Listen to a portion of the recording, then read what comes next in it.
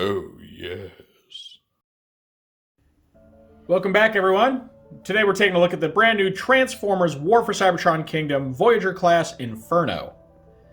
Inferno is number 19 in the Kingdom line, and he is a retool of the Earthrise grapple toy, which is very fitting because they were always retools of one another. So this figure's been given a new color scheme, received some changes to the vehicle mode to make it a fire truck instead of a crane, and the robot mode has been retooled a bit to make it more accurate to his cartoon appearance. Now, is it weird that we're getting an Inferno in a Beast Wars themed line that is not a Decepticon fire ant? Yes, it is. So, you can imagine my disappointment when the leaked listings for an Inferno ended up not being that character. But we knew this was coming in some form, right? When they did Grapple, Inferno just had to be coming down the pike. And if rumors are to be believed, there will be an Artfire redeco or retool or whatever this guy in Selects. Hasn't been announced yet, but I would stay tuned for that. Anyway, if you've seen my reviews before, you know how this goes. We're going to take a look at Inferno's packaging. We'll open it up. We'll see the instructions. We'll see his Fate Reveal card, which is hopefully not another Dark Arc, because I've got like 4 of them now. And then we'll see Inferno himself in both his vehicle and robot modes. We're doing some group shots and comparisons today, and then at the end of the video, I'll give my final thoughts. So Inferno comes in your standard Kingdom Voyager class packaging. Get a little half window here where you can see the character's head and his chest and shoulders and all that. And then across the front and the side, you get his vehicle and robot mode art. They both look very cool. I really like the huge attention to detail in the line art there. Great expression on his face. Got a good glow effect to the eyes. Top, your standard stuff. Autobot symbol spray painted on what appears to be a rock. Turn them around, you get renders for the toy, which, as far as I can tell, look very close to the finished product. I don't think too many changes were made to him.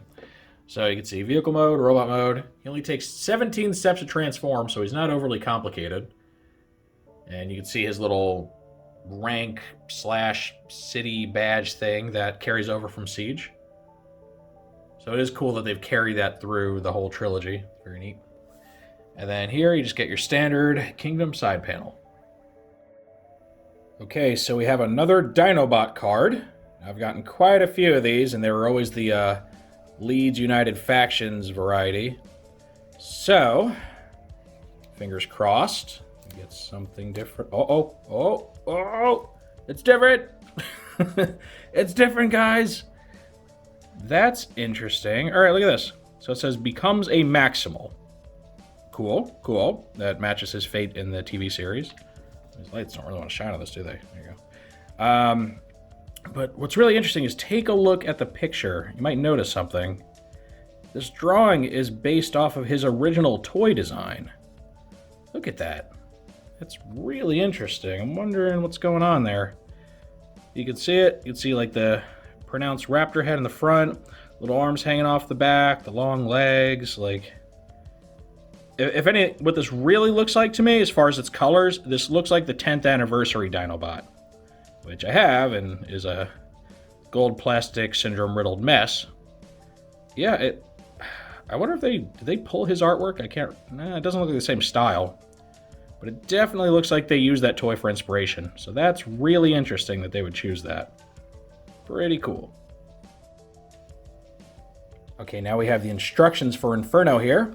See a nice little render of him on the front. Got the name and, English and Autobot, logos, all that.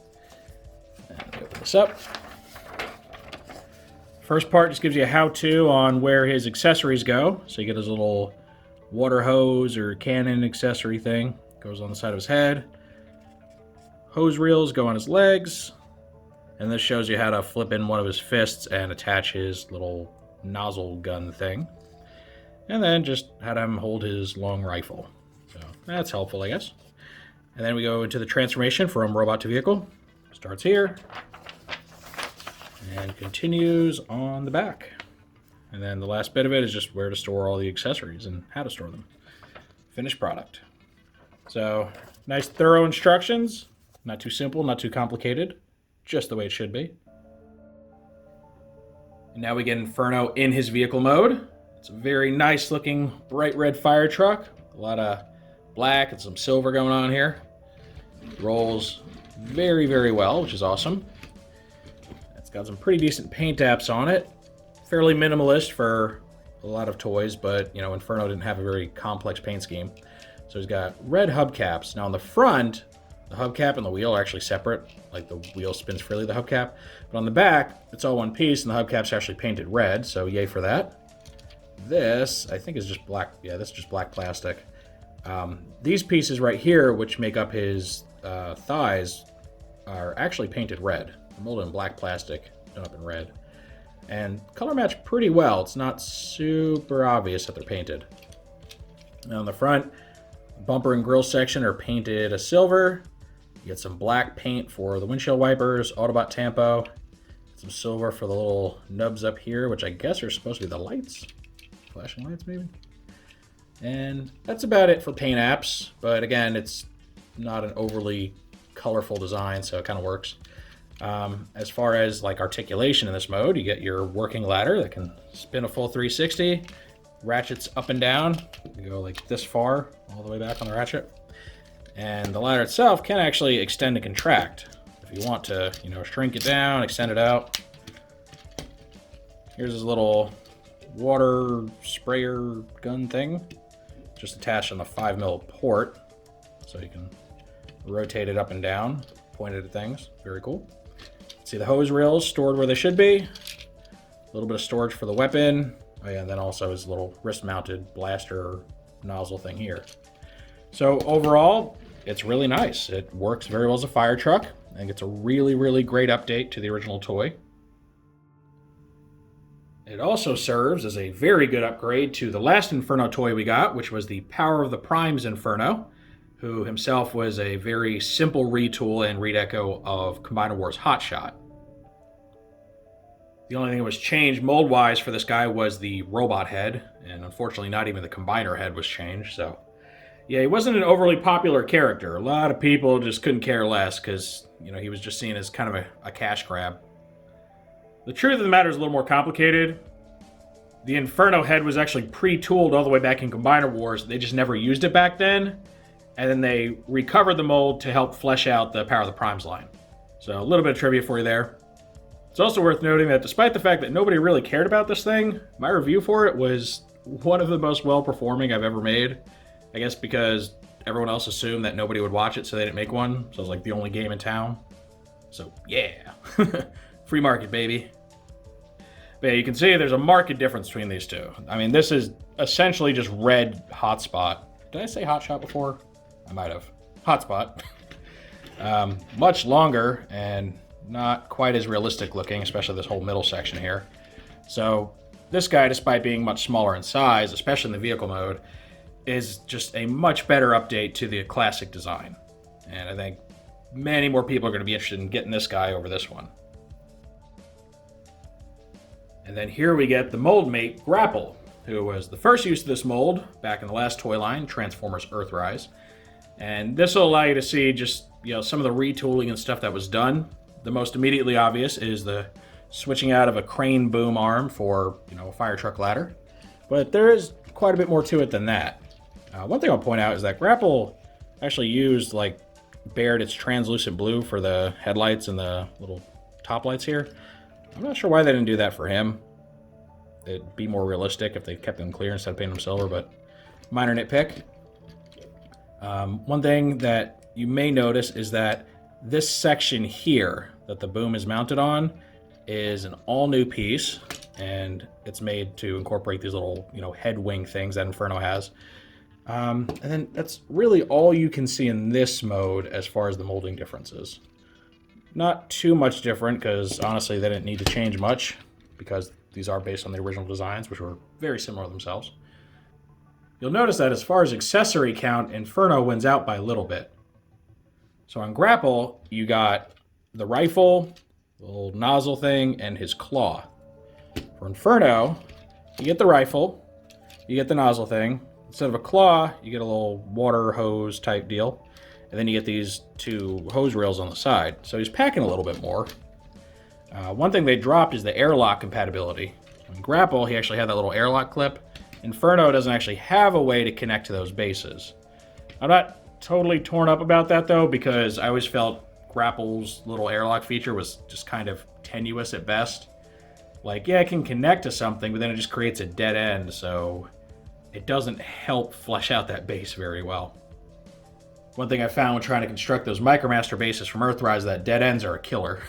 Like, it makes it really hard to get everything connected, so...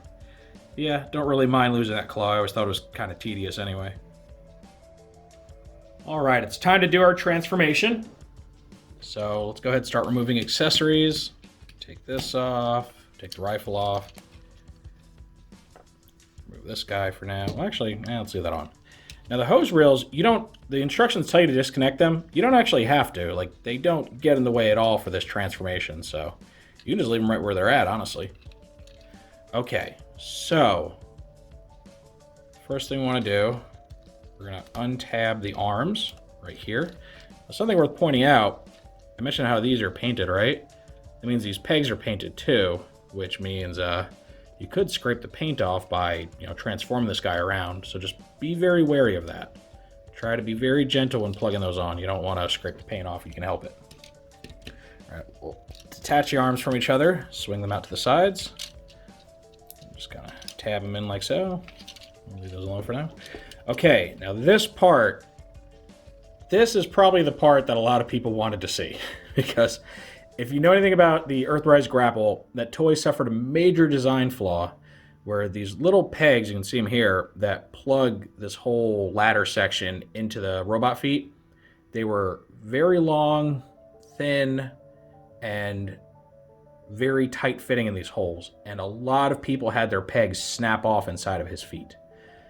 And I'm sure a lot of people are wondering, like, does this guy have the same problem? Is this toy going to break on me? And I've heard a lot of people online falsely claim that, yeah, man, it's got the same problem. They didn't change it. They didn't update it. Well, I don't know where those people are coming from, but I've got some really awesome news.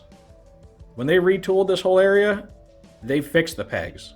I'm going to show you how much easier it is to remove them from the feet. Look at that. Boom, boom. Look at that. They shortened them here. You see that? They're like half as long as the last ones.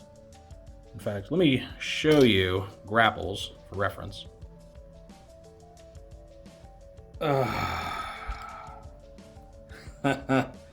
Guys, guess what I just did? I just broke the peg off inside my grapple's foot. Wow. There it is. Turns out all the care in the world won't stop this from eventually breaking. Man. This such a bummer. Wow. Jeez. This is the second time I've broken a toy while showing it off in a review. The other one was Power of the Prime Starscream. Jeez. That's awful. There's no coming back from that one. Well, let me show you the peg that's still intact anyway. We can compare them. And you see the difference there? For one, this peg has much less support over it. You can see it's just kind of sticking out to the side. So there's a lot more bending, a lot more give, which means it's likely to, crack and break over time. This guy's got a beefier base to it. You can also see that the peg itself, it's much shorter. It doesn't have this little line cut into it. See that there, which hurts the, resilience of that, because as you rock things back and forth, it's likely to break there. Now for me, it broke right at the base. Oh my god, that... My whole day's ruined right now. I always thought as long as I was super careful that would never break, but... There it is. It broke. Not sure what I'm going to do about that. Great. Alright, well, so now you know the issue we're talking about. And just... Thank God that they fixed it for Inferno, because that is just such an unacceptable design flaw that Grapple will basically just destroy himself as you transform him. Really, really a huge letdown. Alright, getting back to our transformation. Now that I'm sad and depressed. Let's go ahead and fix his feet. So they're going to swing out and back. Like so. Comes a nice stable feet. The hose reels, you can leave them as is, or you can rotate them back if you want to. That's how they tell you to do it. Kind of up to you what you do with that. Sure, I kind of like him up a little. Flares his legs out more. Alright. So we get all this now. So you want to, oops. Swing this piece up. Swinging this down and just kind of collapsing everything. Alright. And you're going to take his head box thing, flip it forward to bear his head, and then swing this up. And these little notches here are going to tab on to the base of the neck, like so. Let's go ahead, collapse the ladder, put all that away, and you're going to bring this down, and bring this all the way down. Here we go. Now let's flip out his fists, like so. A little tighter than the grapples, I'd say. Fix the arms. All right, and the last thing you want to do, flip his little head wing things out. Gotta complete that look. There we go. I call them head wings, but I guess they're more shoulder wings. I don't know. Kind of part of a signature thing. All right, now here we go. This is Inferno's basic robot mode. And overall, I say it looks really, really good. I love the colors a lot more than Grapple's. I think Grapple's just way too bright orange. Even if it's kind of accurate to the old toy, I think they should have toned the orange a little bit because it makes him look cheap. This guy looks a lot better. I like the contrast of the black helmet to the red body. I like that they painted his little side crest there. He's got silver paint on the middle crest. He's got a really nice face sculpt. Look at that. Got very nice silver paint on the face, nice defined lines. He's got the bright blue eyes. He looks really, really good. Tolerances are still very spot on. Everything moves and stays the way it should, which is great. These are a little tight. In fact, oh man, did they really paint the ratchet part? Hold on. Really? No, they painted these ridges that help ratchet the knee. Okay, well, geez, be very careful with that because you're going to start scraping paint off those ridges. That was a bad idea. Well, that explains why the knees are a little tighter. Yeah, boy, bad call there. All right, so getting back to him. So we got just the robot itself, and you can always have him hold his rifle if you want, like so. You take his little nozzle piece thingy, gun thing, attached to the side of his head. There's only a peg on the one side, so only one way it can go. So very neat, helps set him apart from Grapple quite a bit. And then, you know, we had the nozzle stored right here. Let's go ahead and remove that. And for cartoon accuracy, you want to replace his right hand with his little nozzle blaster thing. So another thing that separates him from Grapple, Grapple has it on the left. So they're kind of mirror images of each other. All right, here we go. Look at that. That screams mini masterpiece right there. Like, way more so than Grapple does. Because again, with his colors and the paint and everything, he looks more, I don't know, more premium. He's really good looking. I'm knocking over my camera here. Yeah, I really, really like the way this guy came out. And I love the fact that they removed that absolutely fatal design flaw, because I'm fuming right now. Like, I'm very, very careful with my figures. So when something breaks, it was meant to break. Like, I'm very well versed in force application mechanics, so like, yeah, that just was destined to break. It was way too tight for that plastic to be able to stand up to it. So that is a real shame, and I should have known better than to plug it all the way in, but thought I was so smart. Silly me. Okay, here's our robot mode group shot with the Power of the Primes Inferno. And you can see very, very different designs. Again, this was just You know, they called Combiner Wars, what, repaint wars? Because you just give a guy a new head, and sometimes not even that much, and just call it a new character. So, yeah, he's a product of that time. At least by delaying him a little into the Power of the Primes, he got like some new accessories here in the form of the Combiner feet, so it's alright. Now, personally, I like this Inferno for what he is. Like, yeah, he's not at all G1 accurate, so I picture him more as, you know, some down-the-road upgrade, right? Like Generation 3 Inferno. And usually, I tell people in the case of something like this, where you got a Combiner Wars kind of cheap retool of a G1 character, and then you get the more accurate one, you know, down the road in War for Cybertron or whatever. It's not a bad thing necessarily, right? One is just able to be part of a combiner, one's not. So usually I'll just, you know, I keep this guy in his combine mode, which still doesn't have a name, by the way. I like Firestorm or Firestormer because, you know, there's a precedent for that. But yeah, still doesn't officially have a name.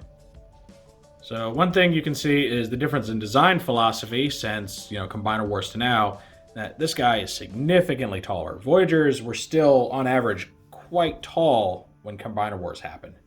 And in the case of, you know, the ones that form Combiner torsos, they kind of had to be, right? You need to be a certain size because the Combiners were all meant to be roughly the same height.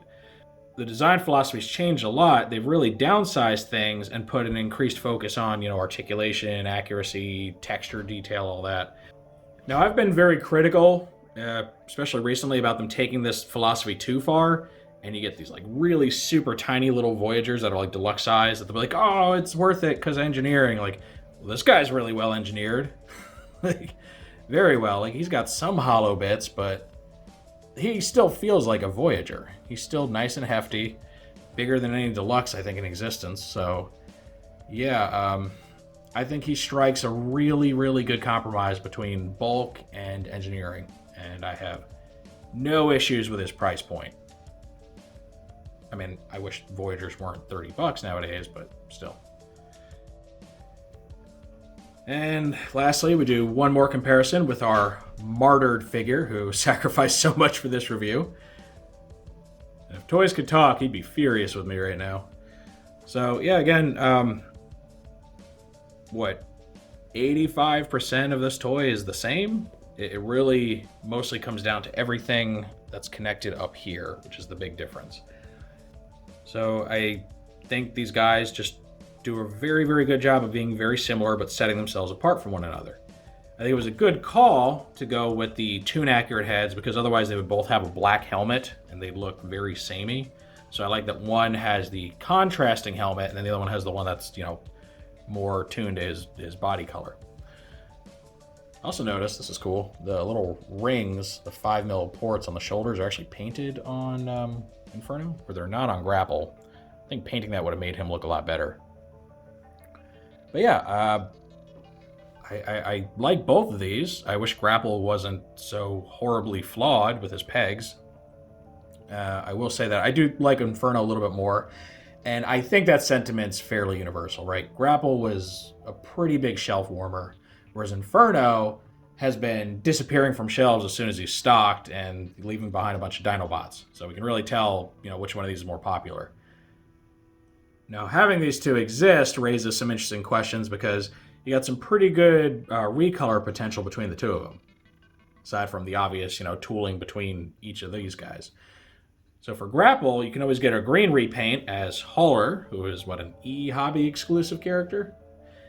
And then for Inferno, you can, and according to rumors apparently are, going to get an Artfire Redeco, who is a Japanese Headmaster's character, who, you know, always been exclusive to Japan up till now.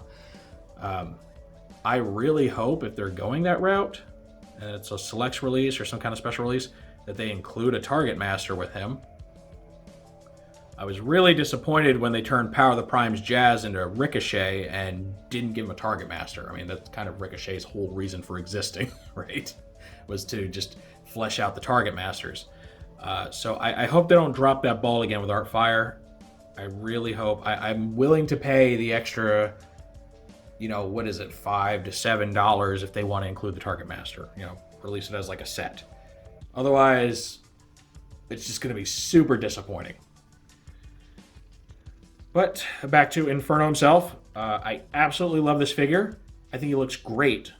I was never a huge fan of the design of Inferno and Grapple. I always thought they were kind of like goofy looking with the head boxes and the big like portly, cab chest here. But getting these in hand, I mean, I really dig them, especially Inferno. He's going to be one of my favorites from Kingdom so far, and I'm a huge Beast Wars fan. So I very highly recommend this toy. He's a slightly better value. He has, a higher parts count and all that, more accessories. In my opinion, better coloration than Grapple. And most importantly, they fixed his pegs. You're not going to have any pegs that are sheared off from transformation. I mean, unless I guess you get really rough, but you shouldn't. These are really short. They don't go in as deep, so there's much less friction to pull them out. They're sturdier. I mean, I think if you get this guy, you're going to have no issues with him. So I highly recommend Inferno. Now, he's kind of hard to get right now. So, if you're having trouble, just keep at it. Keep your online pre-orders handy. Search around your Walmarts, your Targets. This guy is 100% worth picking up. You'll love him. Of course, that is my take on Inferno.